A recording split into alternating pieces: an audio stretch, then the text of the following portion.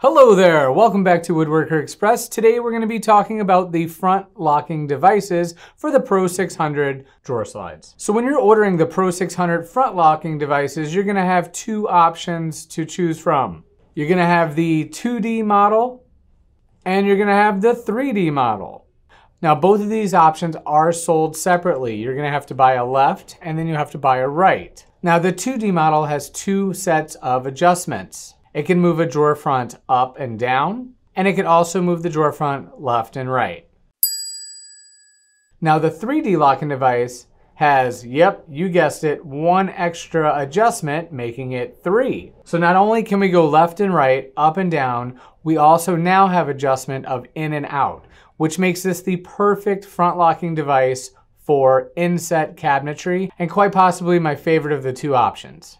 You can never go wrong having more options for adjustment.